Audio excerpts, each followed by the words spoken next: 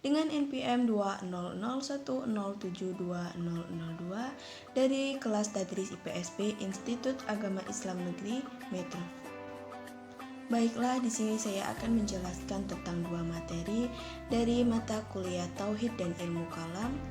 Materi yang pertama yaitu materi pemikiran Jabariyah dan Qadariyah. Next, simak video berikut. Yang pertama ada pengertian aliran Jabariyah. Nama Jabariyah berasal dari kata jabara yang berarti memaksa. Dalam istilah Inggrisnya, paham ini disebut fatalism atau predestination, sedangkan secara istilah, Jabariyah adalah menolak adanya perbuatan dari manusia dan menyandarkan semua perbuatan kepada Allah. Next ada latar belakang lahirnya aliran Jabariyah. Latar belakang lahirnya aliran Jabariyah tidak hanya adanya penjelasan yang syar'i. Abu Zahra menuturkan bahwa paham ini muncul sejak zaman sahabat dan masa Bani Umayyah. Ketika itu para ulama membicarakan tentang masalah qadar dan kekuasaan manusia ketika berhadapan dengan kekuasaan mutlak Tuhan. Adapun tokoh yang mendirikan aliran ini menurut Abu Zahra dan Al-Qasimi adalah Jahim bin Safwan yang bersamaan dengan munculnya aliran Qadariyah. Dalam Al-Quran sendiri, banyak terdapat ayat-ayat yang menunjukkan latar belakang lahirnya paham Jabariyah. Di antaranya ada Quran Surat Asy-Syaffat ayat 96, Quran Surat Al-Nafl ayat 17, Quran Surat Al-Insan ayat 30. Berikut ada pengertian aliran Qadariyah. Pengertian aliran Qadariyah secara etimologi berasal dari bahasa Arab, yaitu qadara yang berarti kemampuan dan kekuatan. Adapun secara terminologi, istilah adalah suatu aliran yang percaya bahwa segala tindakan manusia tidak diintervensi oleh Allah Subhanahu wa Ta'ala. Berikut ada sejarah lahirnya aliran Qadariyah. Sejarah lahirnya aliran Qadariyah tidak dapat diketahui secara pasti dan masih merupakan sebuah perdebatan. Akan tetapi menurut Ahmad Amin, ada sebagian pakar teologi yang mengatakan bahwa Qadariyah pertama kali dimunculkan oleh Ma'bad al-Jahwani dan Gilan ad-Dimashqi sekitar tahun 70 Hijriah atau 689 Masehi. Ibnu Nabdah menjelaskan dalam kitabnya, sebagaimana yang dikemukakan oleh Ahmad Amin, aliran Qadariyah pertama kali dimunculkan oleh orang Irak yang pada mulanya beragama Kristen, kemudian masuk Islam dan kembali lagi ke agama Kristen. Berikut ada pemikiran Qadariyah. Aliran Qadariyah merupakan suatu aliran yang mempercayai bahwasanya segala tindakan manusia tidak diintervensi oleh Tuhan. Manusia adalah pencipta segala perbuatan, dapat berbuat atau meninggalkan sesuatu atas kehendaknya. Doktrin-doktrin aliran Qadariyah diantaranya adalah bahwa manusia berkuasa atas perbuatannya. Ada beberapa pertanyaan melalui pengertian yang telah saya jelaskan dan telah saya pilih salah satunya. Yang pertanyaannya yaitu tentang apa sih perbedaan dari kedua aliran tersebut?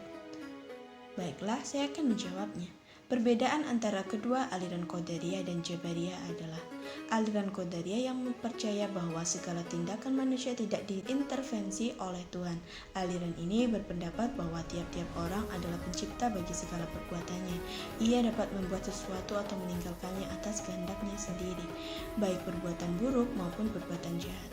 Oleh karena itu, ia berhak mendapatkan pahala atas kebaikannya yang dilakukan dan juga berhak pula memperoleh hukuman atas kejahatan yang diperbuatnya. Sedangkan aliran Jabariyah ini berpendapat bahwa segala perbuatan manusia telah ditentukan dari semula oleh qada dan qadar Tuhan. Segala perbuatan manusia bukan merupakan perbuatan yang timbul dari kemauannya sendiri, tetapi perbuatan dipaksakan atas dirinya. Oke, baiklah, itulah materi yang pertama. Mari kita lanjut ke materi kedua, yaitu pemikiran kalam Syiah. Berikut pembahasannya. Pengertian kalam Syiah. Syiah adalah ajaran atau aliran sempalan dalam Islam, dan Syiah merupakan salah satu dari sekian banyak aliran-aliran sempalan dalam Islam. Sedangkan yang dimaksud aliran-aliran sempalan dalam Islam adalah aliran yang ajaran-ajarannya menyempal atau menyimpang dari ajaran Islam yang sebenarnya telah disampaikan oleh Rasulullah SAW, atau dalam bahasa agamanya disebut ahli bid'ah. Berikut ada sejarah kemunculan dan perkembangan Syiah. Mengenai kemunculan Syiah, dalam sejarah terdapat perbedaan di kalangan ahli. Menurut Abu Zahra, Syiah mulai muncul pasca masa akhir pemerintahan Utsman bin Affan, kemudian tumbuh dan berkembang pada masa pemerintahan Ali bin Abi Thalib. Adapun menurut Wat, Syiah baru benar-benar muncul ketika berlangsung peperangan antara Ali dan Muawiyah yang dikenal dengan Perang Siffin. Selanjutnya ada doktrin pokok ajaran Syiah. Dalam Syiah terdapat apa yang namanya Ushuluddin atau pokok-pokok agama dan Furu'uddin atau masalah penerapan agama. Syiah memiliki 5 Ushuluddin, yaitu tauhid bahwa Allah Subhanahu wa taala adalah Esa. Yang kedua ada al-adl bahwa Allah Subhanahu wa taala adalah Maha Adil. An-nubuwah bahwa kepercayaan Syiah meyakini keberadaan para nabi sebagai pembawa berita dan dari Tuhan kepada umat manusia. Yang keempat ada al-imamah bahwa Syiah meyakini adanya iman-iman yang senantiasa memimpin umat sebagai penerus risalah kenabian. Dan yang terakhir ada al-ma'ad bahwa akan terjadi hari kebangkitan. Next, selanjutnya ada tokoh-tokoh aliran Syiah.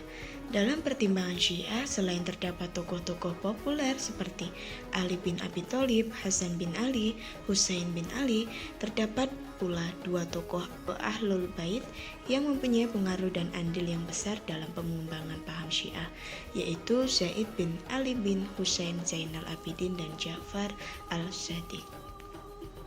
Dari materi tersebut ada sebuah pertanyaan, yaitu yang menanyakan tentang bagaimana pembentukan aliran Syiah. Syiah muncul ketika berlangsung peperangan antara Ali dan Muawiyah yang dikenal dengan Perang Siffin.